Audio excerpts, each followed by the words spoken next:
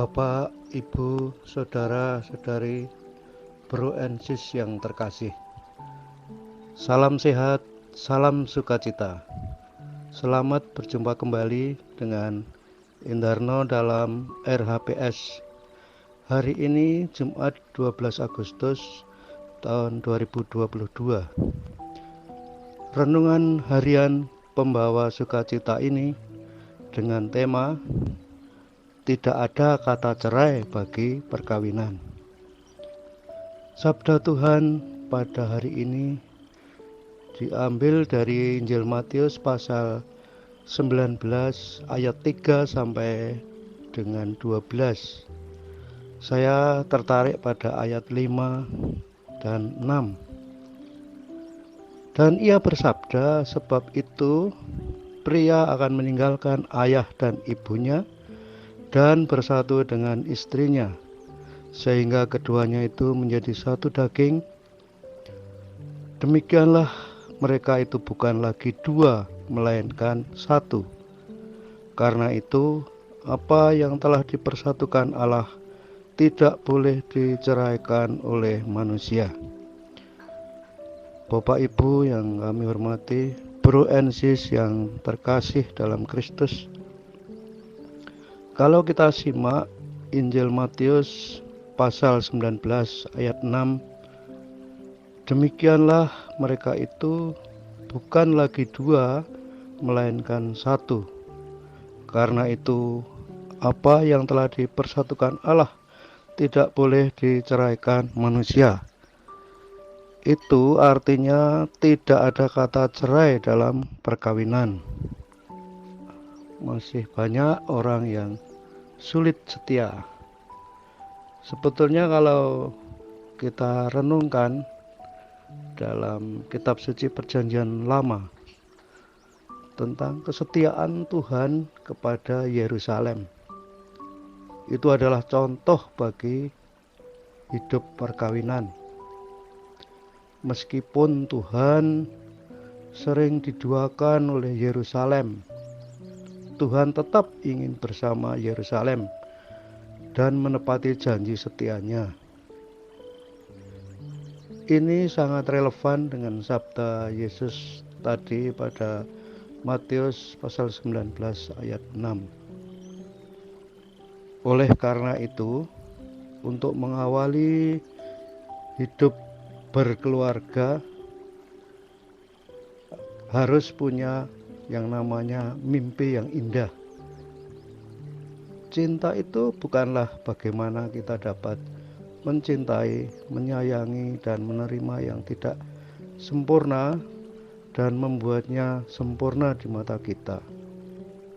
Ketika kita melakukan kesalahan kepada pasangan atau orang lain atau siapa saja, mintalah kekuatan kepada Tuhan untuk bisa meminta maaf.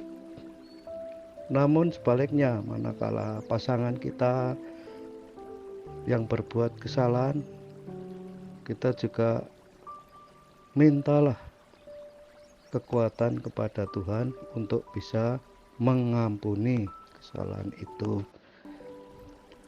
Jadi kuncinya adalah bagaimana kita selalu menghadirkan Tuhan dalam kehidupan rumah tangga kita. Bro and Sis yang terkasih, kalau kita lihat juga pada Injil Lukas pasal 2 ayat 22 sampai 40, itu tentang Yesus mau disunat dan dibawa ke Simeon. Kita melihat betapa Santo Yusuf sudah memberi diri ketika menyambut Maria secara istimewa dalam menjadi gembala keluarga Nazaret. Bagaimana ia dengan sepenuh hati mendampingi keluarga ini. Sepintas kami juga akan flashback pada keluarga kami yang waktu itu mengalami krisis beberapa puluh tahun yang lalu. anak-anak sudah duduk di sekolah menengah dan saya sendiri posisi sedang tidak ada pekerjaan atau nganggur waktu itu. Tiba-tiba baru pulang dari bepergian, baru masuk rumah langsung mendapat omelan yang cukup keras. Karena apa? Karena belum ada beras, padahal motor belum aku standarkan, helm masih kupakai. Ya karena terbawa emosi, akhirnya helm pun aku lemparkan ke lantai. Nah, akhirnya aku menyesal karena ini adalah kekerasan, walaupun tidak langsung secara fisik, namun ini adalah kekerasan secara emosional ini.